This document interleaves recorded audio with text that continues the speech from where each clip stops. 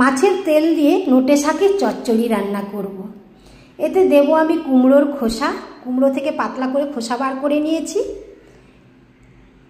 মাছের তেল, বেগুন, আলু। শাকটা প্রথমে আমি জলে ভালো করে ধুয়ে নেব, তারপর শাকটা কেটে নিলাম। সব সবজিগুলো কেটে নেব। কড়াইতে তেল দিয়ে শুকনো লঙ্কা 5 ফোড়নে দিলাম। 5 ফোড়নের গন্ধ এলেই, সুগন্ধ বেরোলেই দিয়ে দেবো মাছের তেলগুলো। অনেকটাই তেল জমেছিল বাড়িতে। মাছের তেল ভালো ভাজা হয়ে এলে কেটে রাখা সবজিগুলো সব দিয়ে দেবো। কুমড়োর খোসা, আলু, বেগুন, পরিমাণ মতো লবণ, হলুদ।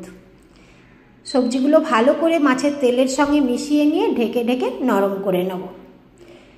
সব সবজি নরম হয়ে এসেছে, সুঘ্রাণও আসছে তেল ভাজার। কেটে রাখা শাকগুলো দিয়ে দেবো। শাকের জল শুকনো হয়ে এসেছে। এবার শুধু নাবিয়ে পরিবেশন করব। আমার ভীষণ পছন্দের খাবার এটা, গরম ভাতে মাছের তেল দিয়ে নোটে শাকের চচ্চড়ি।